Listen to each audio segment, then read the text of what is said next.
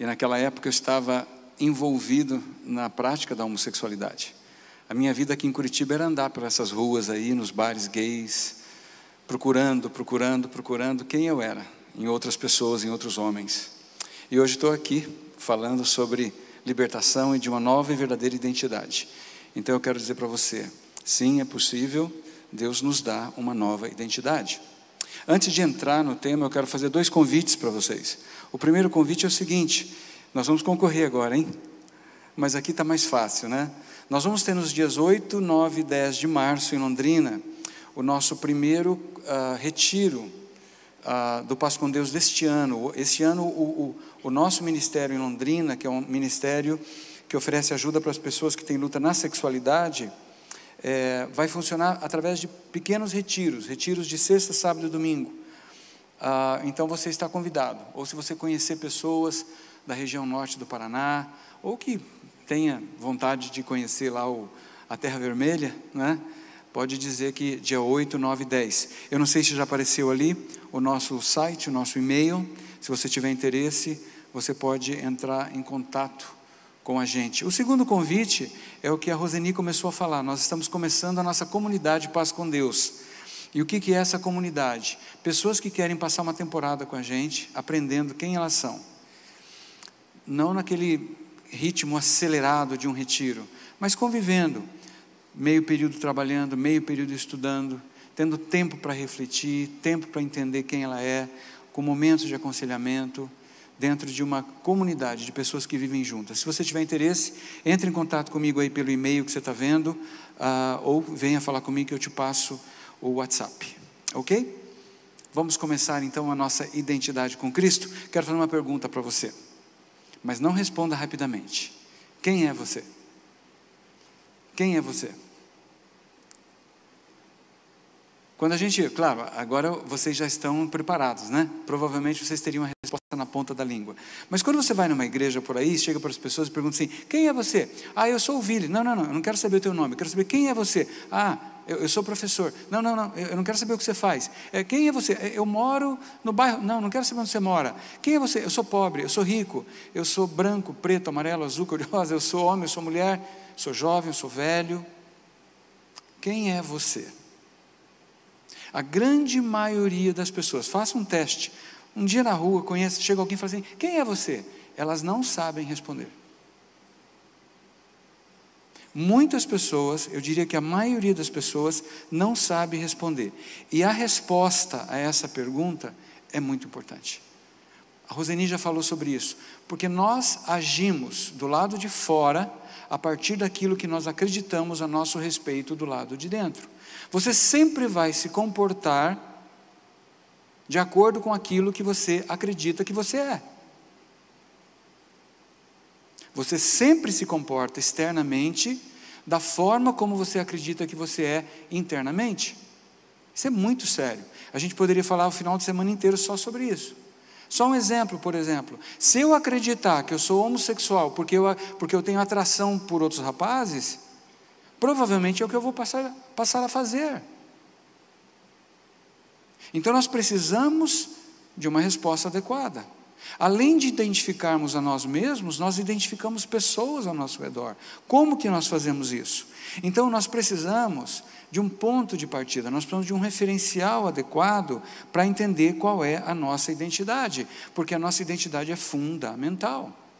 Eu me comporto, eu uso meu tempo, eu uso meus talentos, meus dons, meu corpo, minha sexualidade, meu dinheiro, até os meus relacionamentos, de acordo com aquilo que eu acredito a meu respeito. Então a pergunta, quem é você, precisa de uma resposta. E você vai em busca, você nasce perguntando quem sou eu. E você vai buscar uma resposta. E eu quero dizer uma coisa para você, o inimigo está pronto, preparadinho para te oferecer inúmeras possibilidades. Todo um cardápio à sua disposição. E nós estamos vendo isso hoje, nessa coisa louca que é a ideologia de gênero. Você pode ser o que você quiser ser. O que você está sentindo nesse momento? Deixa eu ver, eu acho que nesse momento eu estou me sentindo que eu sou um abacaxi. Então eu sou um abacaxi. E amanhã, o que você vai ser? Não sei, talvez um rodinho. Acho que eu vou ser esse microfone, ele é bonitinho. Você pode ser o que você quiser. Isso está gerando tanta confusão. Então nós precisamos de um ponto de partida. Veja só, nós, a maioria que eu creio, talvez a maioria que está aqui, das pessoas aqui, são pessoas cristãs. Então nós sabemos que nós somos criados por Deus, certo? João 17,3 diz que a vida eterna é conhecer a Deus. Então para que Deus criou você? Amanhã e sábado eu vou falar um pouquinho mais sobre isso, hoje é superficial. Deus criou você para você conhecê-lo. Quando Jesus definiu vida eterna, Ele falou o seguinte: vida eterna é conhecer a Deus e aquele que Deus enviou. Ou seja, vida eterna é conhecer Jesus. Conhecer, gente, não é só informação aqui na cabeça. Conhecer é intimidade, é união. Eu esqueci meu copinho de água, eu ia usar um exemplo. Mas eu sempre uso esse exemplo, né? Se eu falar assim, o Alexandre vai trazer. Não, põe um pouquinho d'água, só um pouquinho d'água. Se eu falar assim, eu quero conhecer a água que está nesse copo. Quero conhecer essa água. Eu já sei o que eu vou fazer. Eu vou mandar para um amigo meu que trabalha na Sanepar. Ele é engenheiro químico, ele vai fazer uma análise dessa água e vai me dizer a dureza dela, o pH, vai me dizer tudo que tem dentro dela, se ela tem coliformes fecais, etc. Vai me dizer tudo que tem nela. Aí dali uns dias chega um relatório, chega um calhamaço de papel, com todas as informações a respeito da água. Eu conheço a água, ou eu tenho informações sobre a água? Existe um nível de conhecer que é mais profundo, que é isso aqui, ó. O que aconteceu agora? O corpo do Vili e a água se uniram e vão se tornar um só. Daqui a pouco, se você fizer uma autópsia em mim, abrir meu estômago e procurar, não vai ter mais água lá. Por quê? Porque a água já está distribuída em todos os tecidos e células do meu corpo. Conhecer é unir-se com outro e tornar-se um só. Adão conheceu Eva e Eva concebeu. Inclusive, uma maneira de conhecer um ser humano é através da relação sexual. Uma forma de intimidade é aqui embaixo. Outra forma de intimidade é aqui em cima. Mas isso é assunto de amanhã. Conhecer então tem a ver com união, com intimidade, dois se tornando um só. Isso significa que a minha verdadeira identidade vem do meu Criador, porque se eu vim dele, se eu fui criado por ele, se eu fui criado à imagem e semelhança de Deus, eu só vou conhecer o Vili quando eu conhecer Deus. A minha verdadeira identidade vem de Deus. Eu já estou chegando aqui quase que no final, não é? Mas todos nós nascemos no mundo caído, todos nós vivemos no mundo pós-queda, nascemos sem a conexão com Deus que Adão e Eva tinham antes da queda. Nós perdemos o nosso ponto de referência, e por isso nós perdemos a nossa verdadeira identidade. Como resultado, eu, você, todo mundo ao nosso redor faz o quê? Nós procuramos nossa identidade, a razão da nossa vida, fora de nós mesmos. Um missionário inglês chamado Norman Grubb, ele usa também um copo, ele diz assim: todos nós somos recipientes, como esse copo, e esse espaço aqui dentro, esse aqui é você, tá? Aqui é a tua alma, aqui é teu espírito, e esse espaço aqui dentro é a casa de Deus. Deus fez você para Ele vir morar dentro de você. Você é morada de Deus, Só que você nasceu o quê? Cheio de Deus ou vazio de Deus? Todos nós nascemos vazios de Deus. Então o que nós fizemos? O que você e eu fizemos? Nós fomos buscar do lado de fora o propósito, o sentido da nossa existência, com coisas boas ou com coisas más, não importa. O que importa é o seguinte: nada externo enche isso aqui, porque esse lugar dentro de você só Deus enche. Esse lugar é o Santo dos Santos, é o lugar da presença de Deus. Esse é o templo que Ele construiu, não com mãos humanas, para Ele habitar. É você, é o teu interior. Qualquer coisa externa que você tentar colocar lá dentro, no lugar de Deus, mesmo que seja uma coisa boa, vai virar uma adicção, vai virar um vício, vai virar uma idolatria. Mães fazem isso com filhos, homens fazem isso com a empresa, jovens fazem isso com seus corpos musculosos, e assim por diante. Nós podemos fazer isso com a nossa igreja, eu posso fazer isso com a missão, paz com Deus. Então nós procuramos a nossa identidade em 1000 lugares ao nosso redor, menos no nosso Criador. Então o que estabelece de fato a nossa identidade? Apareceu aí? O que estabelece a nossa identidade? O que é que faz de você, você? Então, o mundo ao nosso redor tem uma ideia. A Rosini já falou sobre isso, eu não vou me delongar muito. De acordo com o mundo ao nosso redor, nós somos o quê? O que nós fazemos. Quem é você? Eu sou professor, eu sou médico, eu sou engenheiro, eu sou desempregado. O nosso comportamento, né? Eu sou o que eu faço. Eu saio com homens, eu transo com homens, eu sou homossexual, eu transo com mulheres, eu sou heterossexual, eu transo com homem e mulher, eu sou bissexual, eu transo com tudo, eu sou pansexual, eu transo comigo mesmo, eu sou metrosexual. E aí vai. E existem mais de 50 tipos hoje de falsas identidades sexuais, certo? De acordo com o mundo, nós somos o que nós temos. Apareceu, pode pôr o próximo. É o que nós temos. Eu sou pobre, eu sou rico, eu tenho isso, eu tenho um carro, 2, 10. O que eu sinto? Outro dia prenderam um cara que ele tinha abusado de um garoto, um homem adulto de 35 anos, abusou de um menino de 6, 7 anos, ou por aí. Aí a juíza foi lá, não sei onde que ele foi, falou assim: não, mas eu não sou um homem de 35 anos. Eu me sinto como um menino de 7 anos que estava brincando com outro menino de 7 anos. Que coisa doida. Eu posso ser o que eu sinto? Será que eu sou a atração sexual que eu experimento? O mundo diz que sim. O mundo diz que você é isso, né? Que você é o que você sente. E isso cria uma bela confusão para nós. Será que de fato o nosso comportamento, os nossos bens materiais, as nossas sensações, a nossa sexualidade, essas coisas são realmente a nossa identidade? Ou será que existe uma identidade verdadeira? Todas essas aí são confusas. O que você tem, você pode perder. O teu corpão lindo, maravilhoso, pode envelhecer. Pode não, está envelhecendo. Não é verdade? Aquela mulher que fala assim: eu sou completa porque eu tenho marido e filhos, ela pode perder isso aí. Eu não quero que isso aconteça com ninguém, tá? O dinheiro que você tem, você pode perder. O status, o emprego, a função, tudo isso pode abalar. Então, para eu saber qual é a minha identidade, eu tenho que pensar assim: tudo que eu tenho, tudo que eu faço, tudo ao meu redor, tira tudo, o que sobra? É o que você é. Se não sobrar nada, você tem um sério problema nas suas mãos, né? Então, o que a Bíblia diz sobre a identidade? Aí nós temos uma passagem fantástica. Aparece aí o desenho de Jesus sendo batizado, saindo do batismo. O batismo de Jesus. Vocês sabem o que aconteceu no batismo de Jesus? Este é o meu filho amado, em quem tenho grande alegria. Não é? Quando Jesus chega lá para ser batizado por João, Deus faz um escarcéu, Deus faz um show. Ele contrata o Spielberg, né?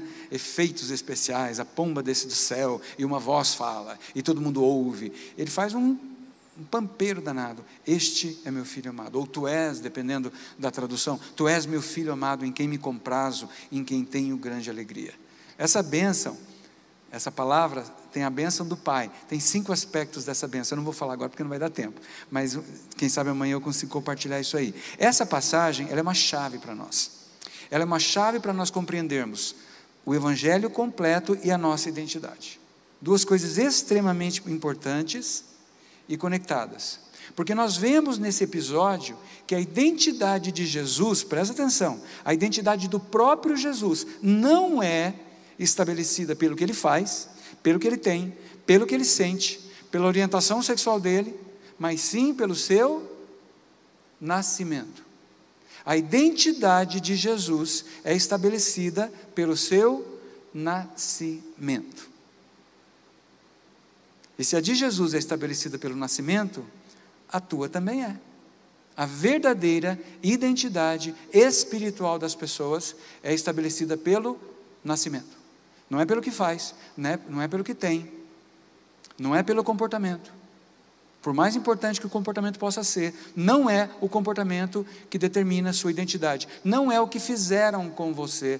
Não é o trauma que você recebeu. Esse é o assunto de amanhã, não é? Nós vamos falar sobre as feridas amanhã. O que determina a nossa identidade é o nosso nascimento. Então existem só 2 tipos de identidade espiritual. Lembre-se, nós somos espírito, temos alma e habitamos um corpo físico, tá bom?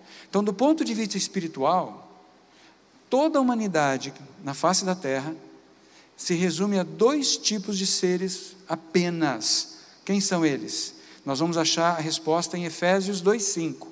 É a chave aqui para entender a identidade. Estando nós ainda mortos em nossas ofensas, nos vivificou juntamente com Cristo. Mortos e vivos. Apenas mortos e vivos. Não existe para Deus outro tipo de ser humano sobre a face da terra. Quando Deus olha a humanidade, Ele só vê dois tipos de pessoas: aquelas que estão ainda no primeiro Adão, mortas espiritualmente, e aquelas que aceitaram a sua inclusão no último Adão, que estão vivas espiritualmente. Só isso que Ele vê. E os vivos vão crescer, é claro, nós vamos ver daqui a pouco, tá certo? Quem são os mortos? Os mortos são todos os descendentes do primeiro Adão. Todos os descendentes do primeiro Adão. A gente poderia entrar nisso aqui, eu quero aproveitar o momento e fazer o marketing, né? Eu escrevi esse livro, Quem Sou Eu? E nesse livro eu explico um pouco a importância da união nossa, tanto com o primeiro Adão lá no Éden, como com o último Adão na cruz. Porque com o primeiro Adão, a nossa união no primeiro Adão, nos colocou na encrenca. Porque quando aquele Adão pecou, você pecou e morreu junto com ele. É isso que começou a encrenca. É que espiritualmente você já estava incluído naquele primeiro Adão. Só que da mesma forma como você estava incluído no primeiro Adão, Deus incluiu você no último Adão, que é Cristo. Aquilo que aconteceu com o primeiro Adão, aconteceu com você. E aquilo que aconteceu com você, aconteceu com o último Adão, que fez de você o que ele é. Deixa eu explicar melhor. Você estava incluído no primeiro Adão. Quando ele acreditou na mentira da serpente, e pecou, e morreu, você pecou e morreu com ele. Você já nasceu assim. Você nem teve opção, na verdade. Mas a palavra diz que Jesus é o último Adão. Paulo explica isso aos Coríntios. E Jesus, assim como o primeiro Adão nos representou a todos, Jesus, o último Adão, também nos representa a todos. Isso significa que todos nós estávamos nele, e o que aconteceu com ele, aconteceu conosco. Ele se tornou o que nós éramos, morte, e fez de nós o que ele é, vivos em Cristo. Eu já vou mostrar a passagem. Então, os mortos são todos aqueles descendentes do primeiro Adão, que ainda não receberam Jesus como vida. Romanos 5,12 fala: um pecou, todos pecaram. Esse é o nascimento natural, biológico. Em Gênesis 5,3 nós lemos que Adão e Eva geraram, a partir da queda, eles geram filhos à sua imagem e semelhança. Eles não geram mais filhos à imagem e semelhança de Deus. O pessoal fala: todo mundo é filho de Deus. Filho de Deus, a primeira vez, no primeiro nascimento foram 3. Quem foram? Adão, Eva, e quem nasceu sem pecado depois? Jesus. Adão, Eva e Jesus, os únicos 3 seres humanos que nasceram vivos espiritualmente no primeiro nascimento. Os únicos. Todos nós nascemos mortos no nosso primeiro nascimento. O primeiro nascimento é o natural, é o biológico, tá certo? Você nasceu um homem velho, num corpo novo. Ou tragédia. Um homem velho num corpo novo, aquele bebezinho lindo, mas lá dentro tem um homem velho. Mas esse é outro assunto. Quem quiser aprofundar, depois pega esse livro, tá certo? Depois eu vou falar de mais um livro. Eu sou professor, tenho que falar de livros. Imagina professor que não fala de livro, tá certo? Esses são os mortos. Agora vamos ver quem são os vivos. Os vivos são todos os que renasceram em Cristo, o último Adão. A passagem está em 1 Coríntios 15:45. Mas é necessário receber. Senão a gente corre o risco de cair no universalismo, que é uma ideia de que todos serão salvos, quer queiram, quer não. Eu não acredito nisso. Eu creio que a salvação é oferecida a todos, mas você precisa receber. Receber o quê? A sua inclusão em Cristo. Concordar com Deus que quando Jesus está na cruz, Ele não está lá sozinho, você está nele, tá? Então você precisa recebê-lo. Isso fala, a palavra fala em João 1,12. Todos os que receberam deles o poder de serem feitos filhos de Deus. Ótimo. Esse nascimento é o nascimento sobrenatural. Então o que nós vemos Deus fazendo em Cristo? Esse texto fantástico de Paulo, faltou aqui a referência, não é? Deus estava em Cristo fazendo o quê? Reconciliando consigo o mundo. Então o que Deus fez? Ele recriou em Cristo uma nova raça, uma nova espécie, filhos e filhas agora vivos. Jesus absorveu nele a morte que eu era, a morte que você era. E Jesus deu para você a vida dele. Gálatas 2:20. É uma troca. Ele pega e se torna a sua morte, aquilo que você era, morto, pecado no singular, e ele faz de você o que ele é, vivo, filho amado, filha amada do Pai. Isso é presente, por isso que se chama graça. E esses filhos agora não são mais imagem e semelhança do primeiro Adão. Agora nós somos novamente imagem e semelhança do Deus vivo. Por isso Jesus nos leva ao Pai, e o Pai nos recebe e fala para mim e fala para você: bem-vindo, filho amado, em quem eu tenho grande alegria. Seja bem-vinda, filha amada, em quem eu tenho grande alegria. Agora você está viva, agora você está em casa, agora você está vivo em casa, agora vamos crescer no conhecimento e na graça do irmão mais velho, Jesus. Como é que Deus fez isso? Como é que Deus fez essa mudança, essa troca? Ele se uniu a nós. Uma das características mais importantes da teologia de Paulo no Novo Testamento, Paulo escreveu boa parte do Novo Testamento, é o tema da união. Paulo usa a expressão em Cristo mais de 100 vezes nas suas cartas. A expressão em Cristo significa inserido em Cristo. Aqui é uma igreja batista, né? Vocês fazem batismo por imersão, não é? Eu gosto de batismo por imersão. Eu sou de uma igreja presbiteriana, nós somos ecológicos. A gente usa um pinguinho de água para economizar, entende?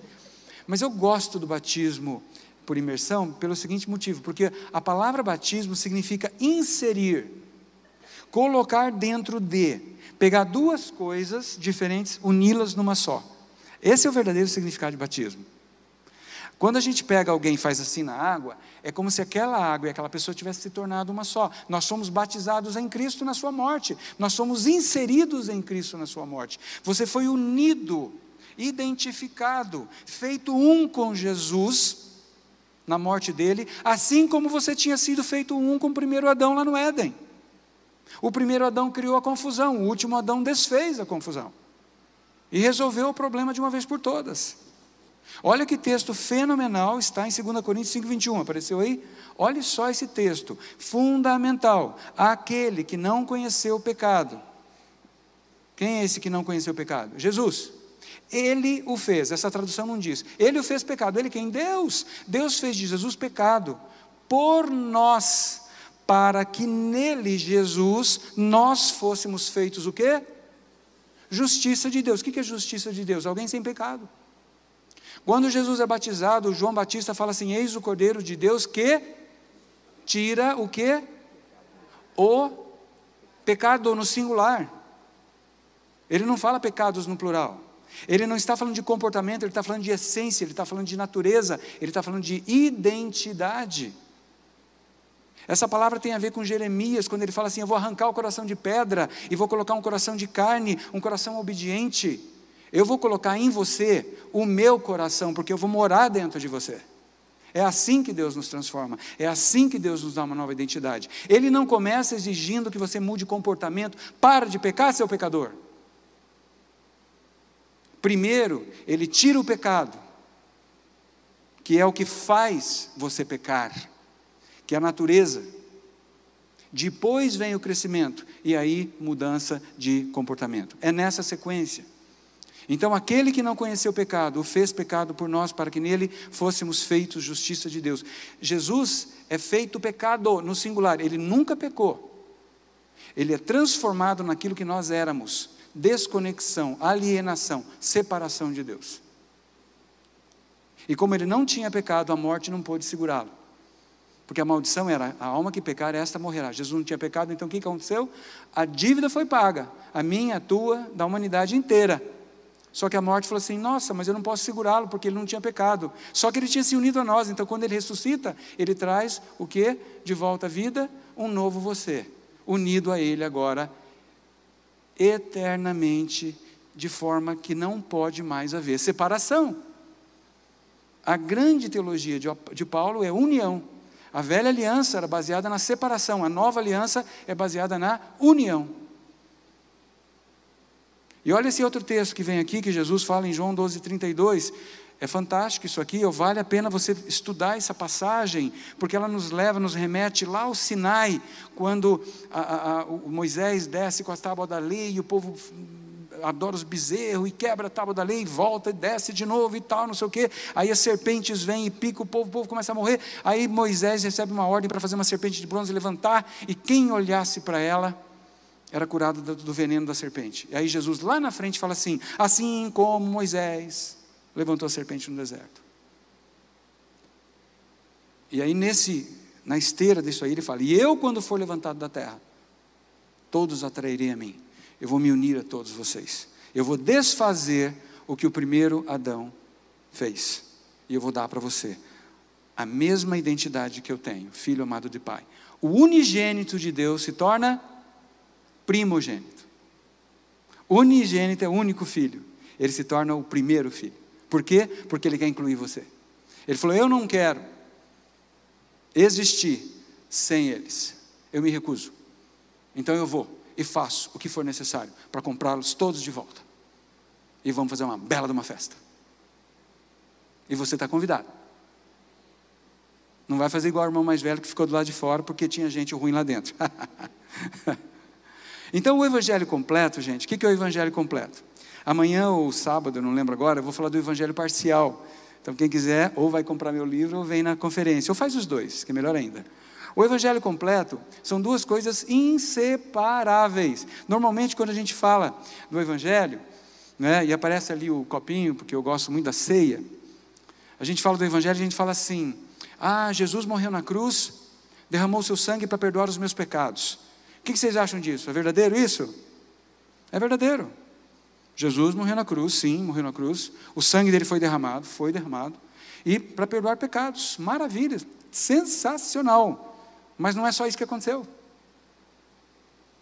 Jesus morreu na cruz, e eu fiquei aqui olhando.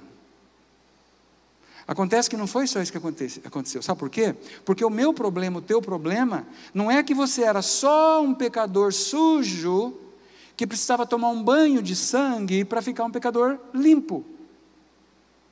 Para e pensa, você é um pecador sujo, toma um banho, vira pecador limpo, mudou o quê? Mudou externamente. E a natureza pecaminosa? Continua lá. Agora você cai no PAP. Conhece o PAP? Programa de Administração de Pecado. É uma delícia. Você fica o tempo todo procurando pecado. Será que eu pequei hoje e ontem? Eu posso tomar ceia? Será que eu tomei? Fica procurando. O que você vai achar se você procurar pecado? Me responde. Pecado. Você vai se convencer cada vez mais que você é o quê? Um miserável pecador salvo pela graça.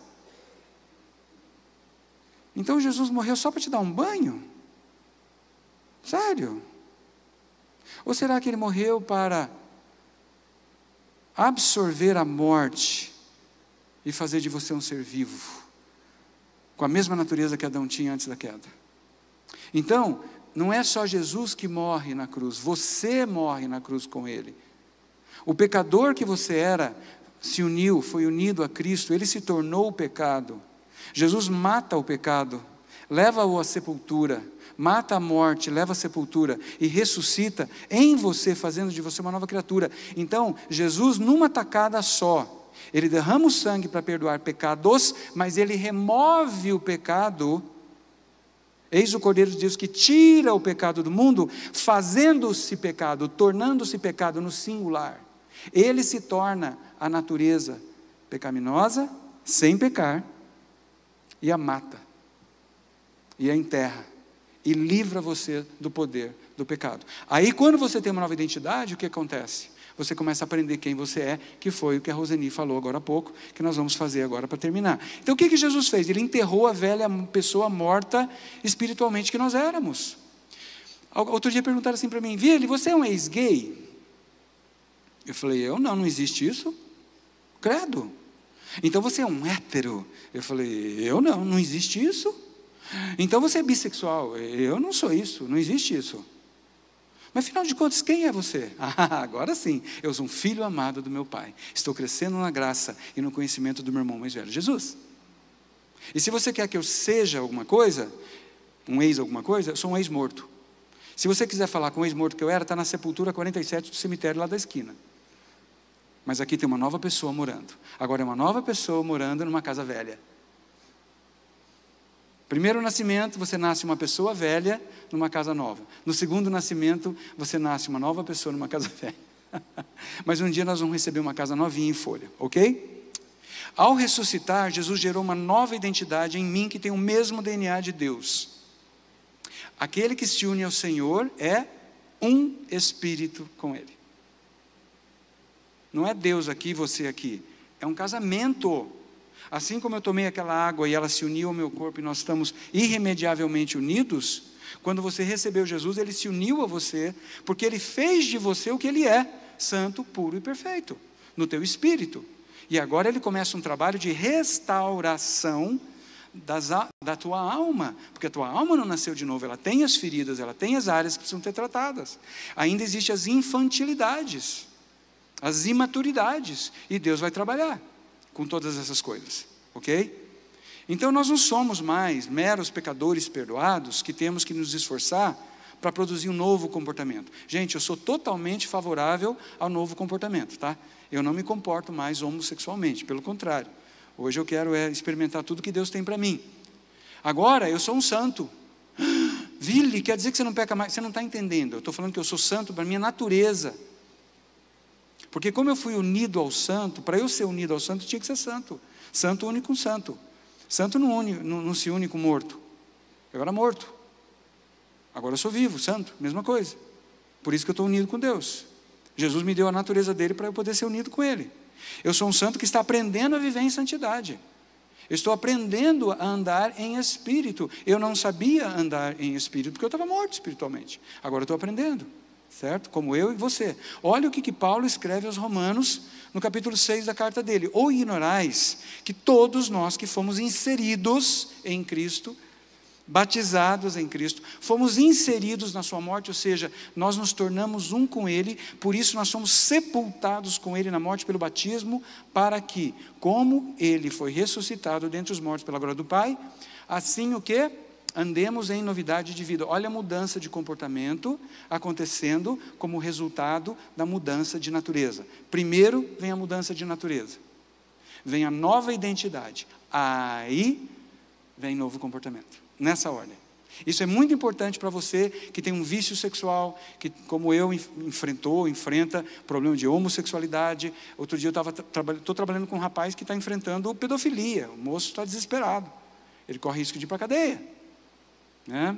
Eu estou querendo falar para ele, escuta, você não é o que você faz. Você tem que acreditar que você é o que Deus diz que você é. E aí essa tara vai ser removida. Tem que começar de dentro para fora. Não é só mudar comportamento. Às vezes até é necessário fazer os dois ao mesmo tempo. Mas sempre trabalhando a identidade. Qual é o impacto da nova identidade na nossa vida? Em primeiro lugar, a pergunta quem sou eu, que está aqui, é respondida. Quem sou eu? Filho amado do meu Pai. Filha amada do meu Pai, em quem Ele tem grande alegria. Deus tem orgulho de você. Em Sofonias 3, 16, 17, diz que Deus salta de júbilo por sua causa, que Ele canta canções para você. Deus tem orgulho de você, porque você é o ápice da criação dEle. O pecado bagunçou, eu ia usar uma palavra meio feia aqui, sabe, jogou você na latrina, está entendendo? Mas você jamais deixou de ser criação de Deus. E Deus veio ao teu encontro, e Ele quer restaurar em você a glória que Adão e Eva tinham antes da queda, não é? Essa pergunta é respondida. A minha busca por propósito em todas as coisas externas cessa. Por quê? Porque eu sei que a razão da minha existência é conhecer o Deus que agora habita em mim, com quem eu estou casado. Esse é o verdadeiro casamento eterno que nunca vai passar. Segundo lugar, sabendo que em Cristo eu sou filho amado de Deus, espiritualmente vivo, eu retomo o crescimento, eu volto a crescer. Somente seres vivos crescem, não é? Eu estava olhando ali, tem umas flores lindas, só que elas não são vivas. É uma planta artificial. Você põe uma planta artificial lá na tua casa, ela fica sempre verdinha, mas ela não vai produzir flores ou frutas naturais. Por quê? Porque ela não é viva, ela é artificial. Você quer uma coisa que produza frutas, que cresça, etc. e tal, tem que ser um ser vivo. Os mortos não crescem. Eles só fedem cada vez mais. Mas os vivos sim, os vivos crescem. Eu retomo o crescimento emocional e espiritual. O que é a adicção? O que é o vício? é infantilidade, são áreas de imaturidade. A luta que você tem é uma área que não cresceu adequadamente e que precisa voltar a crescer. É isso que Deus quer fazer contigo. Terceiro lugar, à medida que cresço e me torno mais adulto, vou deixando para trás o comportamento de criança e experimento mudança de comportamento. Aí eu vou vendo mudança de comportamento. Eu era viciado em sexo, eu era compulsivo sexual. Gente, eu não vou contar aqui porque não vem ao caso. Eu não quero glorificar o passado. Eu era prisioneiro da minha própria sexualidade. E hoje eu posso dizer para vocês, passou. Não me incomoda mais. Tenho tentações ocasionalmente, mas não é mais quem eu sou. Quando a tentação vem, eu falo, dona tentação, bateu na porta errada, eu sei quem eu sou. Você não me define. Você não me define mais. Quem me define é o meu Criador, Ele diz que eu sou filho amado, pelo que meu irmão mais velho Jesus fez por mim. Então a conclusão é a seguinte, pelo trabalho completo de Jesus, o sangue derramado e o corpo partido, Deus nos dá uma nova identidade. Quando eu cresço nessa nova identidade, eu experimento mudança de comportamento. Eu não sei como é que você está na sua caminhada. Talvez como eu, você andou dando cabeçada, procurando a sua identidade. Tem mulher que procura identidade no casamento. Eu tenho que me casar para ser completa. É mentira. A Roseni estava falando das mentiras que aprisionam. Mulheres, vocês não precisam casar com um homem para ser completas. Você já está casada com Jesus, é Ele que te completa. Colossenses 2 fala isso. Em Cristo nós somos completos. Homem, você não precisa ser rico, ter muito dinheiro para ser um homem bem-sucedido. Se você tem Jesus, você é o cara mais rico do mundo. Eu não sei o que é que você persegue, qual é a mentira na qual você acredita, o que você acha que está faltando em você, para você ser completo. Se você já recebeu Jesus, não te falta mais nada. Talvez precise cura, restauração, em algumas áreas aqui fora, na tua alma, alguns traumas. Então faça a inscrição e venha amanhã e sábado. Mas se você já recebeu Jesus, não te falta nada. Então talvez renunciar às mentiras de que alguma coisa está me faltando.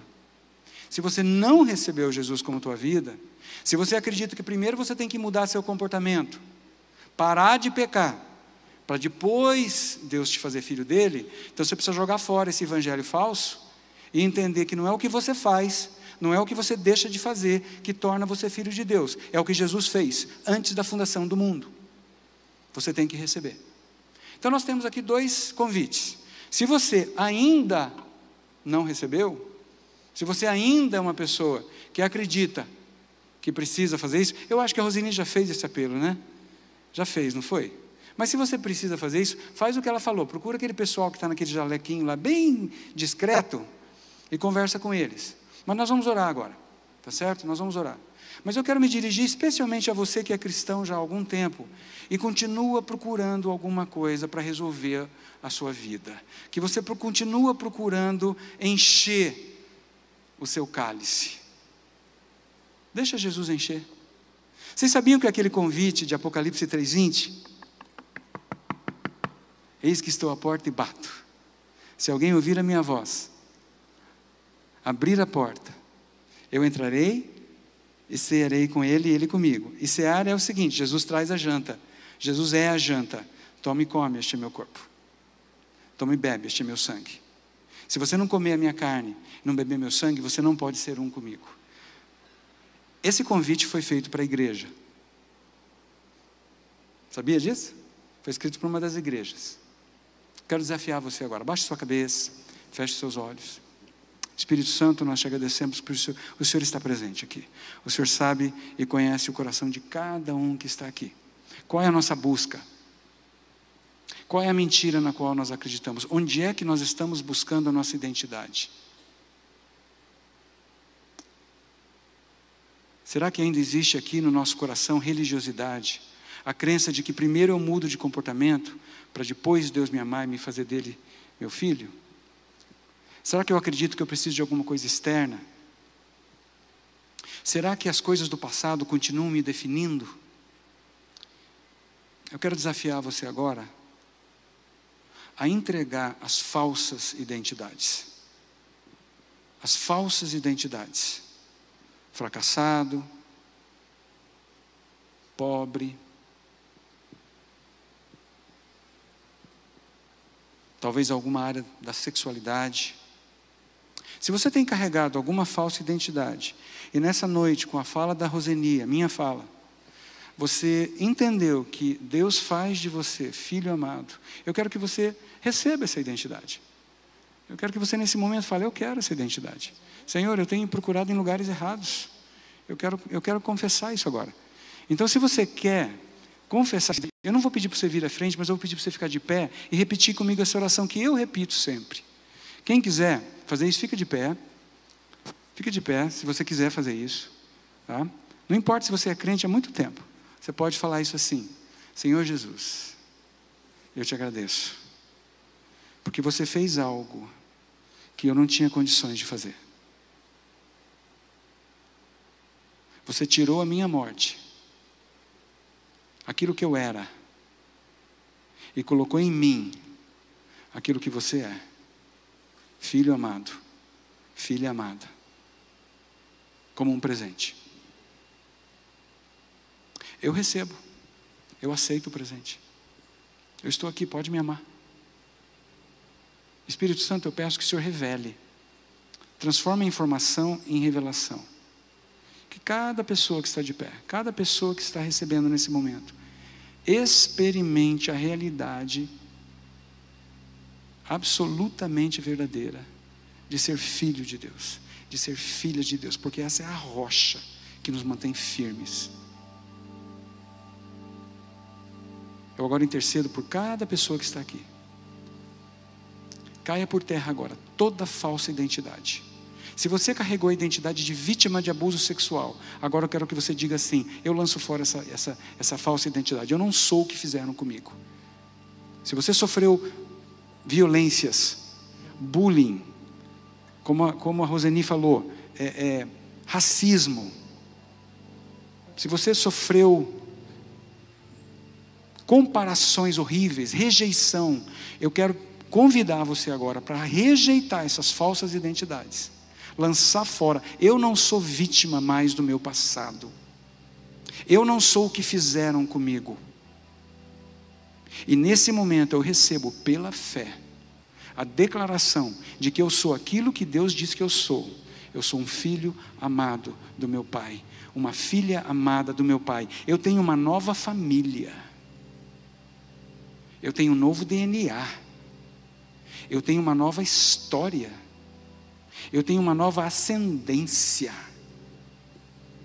eu tenho um novo nome.